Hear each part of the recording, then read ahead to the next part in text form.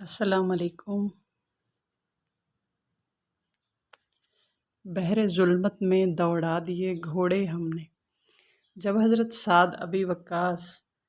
بن ابی وقاص رضی اللہ تعالی عنہ بحر سیر نامی شہر کو فتح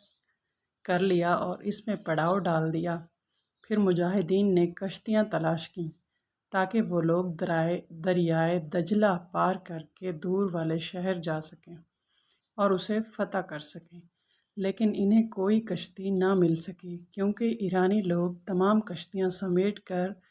وہاں لے جا چکے تھے۔ چنانچہ مسلمان سفر کے مہینے کے کئی دن بحر سیر میں ٹھہرے رہے اور حضرت سعد رضی اللہ تعالی عنہ کے سامنے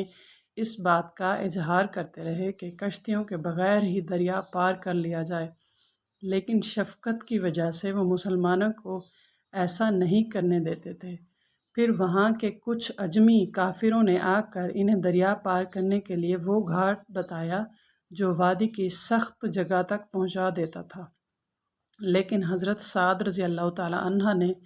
تردد میں پڑ گئے اور اس گھاٹ سے گزر جانے سے انکار کر دیا۔ اتنے میں دریا کا پانی چڑھ گیا۔ پھر حضرت سعد رضی اللہ تعالی عنہ نے خواب دیکھا کہ دریا میں پانی بہت زیادہ چڑھا ہوا ہے، لیکن مسلمانوں کے گھوڑے دریا میں گھسے ہیں اور پار ہو گئے ہیں۔ اس خواب کو دیکھ کر انہوں نے دریا پار کرنے کا پختہ ارادہ کر لیا اور لوگوں کو جمع کر کے بیان کیا اور اللہ تعالیٰ کی حمد و ثنا کے بعد فرمایا، تمہارا دشمن اس دریا کی وجہ سے تم سے محفوظ ہو گیا ہے، تم لوگ ان تک نہیں پہنچ سکتے، لیکن وہ لوگ جب چاہیں کشتیوں میں بیٹھ کر تم پر حملہ ور ہو سکتے ہیں۔ تمہارے پیچھے ایسی کوئی چیز نہیں ہے جس سے تم پر حملے کا خطرہ ہو۔ میں نے پکا ارادہ کر لیا ہے کہ دریا پار کر کے دشمنوں پر حملہ کیا جائے۔ تمام مسلمانوں نے یک زبان کہا، آپ ضرور ایسا کریں، اللہ تعالی ہمیں اور آپ کو ہدایت پر قائم رکھے۔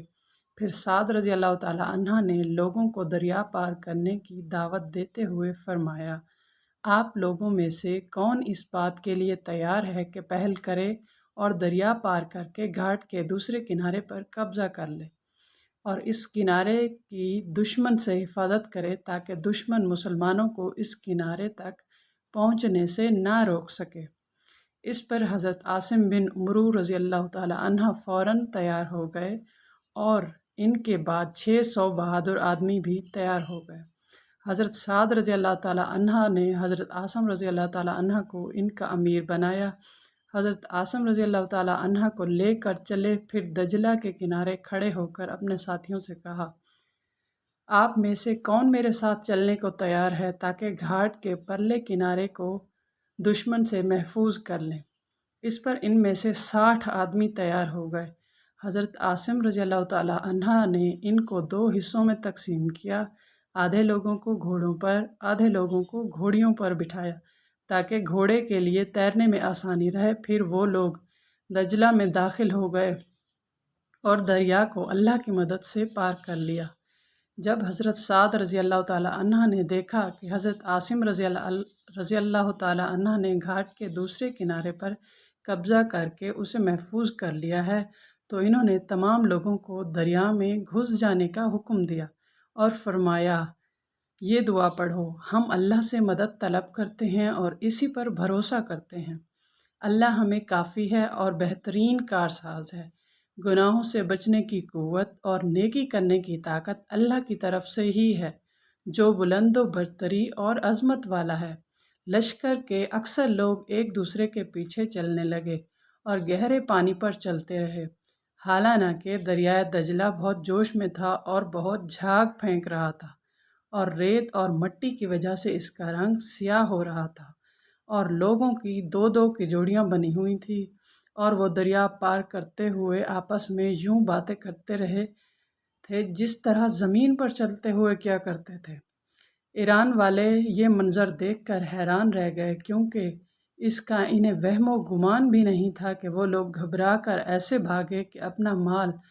وہاں ہی چھوڑ گئے، اور 16 ہجری صفر کے مہینے میں مسلمان اس شہر میں داخل ہوئے اور کسریٰ کے خزانوں میں جو 3 ارب تھے ان پر مسلمانوں کا قبضہ ہو گیا، اور شیرو یہ اور اس کے بعد بادشاہوں نے جو کچھ جمع کیا تھا اس پر بھی قبضہ ہو گیا۔ دشت تو دشت ہے، صحرا بھی نہ چھوڑے ہم نے، بحر ظلمت میں دوڑا دیے گھوڑے ہم نے۔ سبحان اللہ۔